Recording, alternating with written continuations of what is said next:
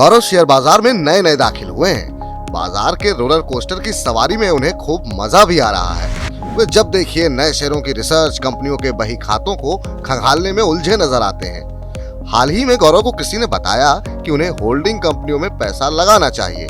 उसने कहा कि इन कंपनियों के शेयर सस्ते तो हैं ही, साथ ही इनमें कमाई का मौका भी है। बस गौरव की आंखें चमक गई। मन में तो आपके भी लड्डू फूटने लगे होंगे। आखिर तगड़ी कमाई का मौका कौन छोड़ना चाहता है? लेकिन क्या होल्डिंग कंपनियों में वाकई पैसा बनाने का मौका है? चलिए इस मसले की तह तक चलते हैं। अब गौरव के दिमाग में तो पहला सवाल ये आता है कि होल्डिंग कंपनियां होती क्या हैं? ये ऐसी कंपनियां होती हैं जो ग्रुप की दूसरी कंपनियों में कंट्रोलिंग स्टेक रखने के लिए तैयार की जाती हैं। कई दफा इनका माइनॉरिटी स्टेक भी होता है।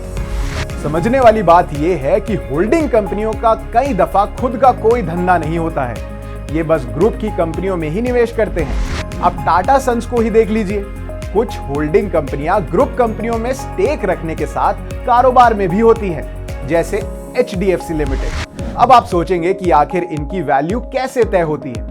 तो होता यह है कि ग्रुप की कंपनियों में होल्डिंग कंपनी के निवेश की वैल्यू को ही इसके पोर्टफोलियो की वैल्यू माना जाता है। चलिए देश की कुछ होल्डिंग कंपनियों पर नजर डालते हैं। JSW होल्डिंग एक NBFC है जो कि JSW ग्रुप की कंपनियों में पैसा लगाती है। Bajaj holding and investment, Pilani investment, Stel holding, Kirloskar industries, Max India ऐसी ही होल्डिंग कंपनियों में है।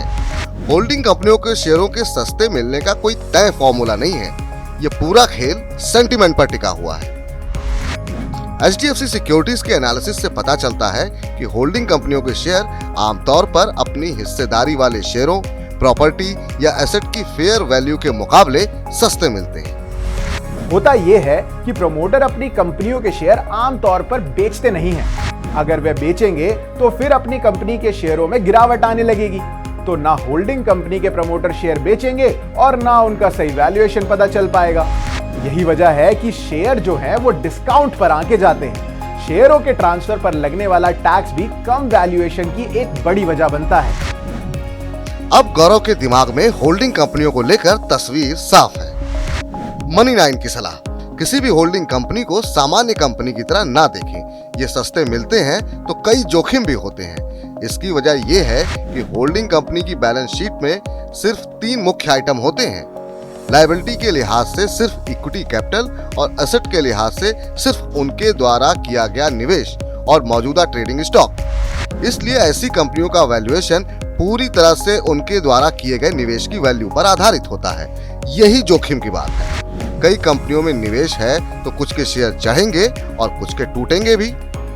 अब अगर आपको पता हो कि कोई कंपनी कार बना रही है या साबुन, तो उसके कारोबार का अंदाजा लगाना आसान होता है। लेकिन होल्डिंग कंपनी में निवेश करते समय आपको उनकी हिस्सेदारी वाली सभी कंपनियों के कारोबार पर नजर रखनी होगी। ये काफी जटिल काम है। इसलिए अगर आप होल्डिंग कंपनी में निवेश कर रहे हैं तो इन सब जोखिमों का ध्यान रखें। किसी कंपनी की एंटरप्राइज वैल्यू क्या होती है, ये समझने के लिए देखिए फॉर्मूला गुरु।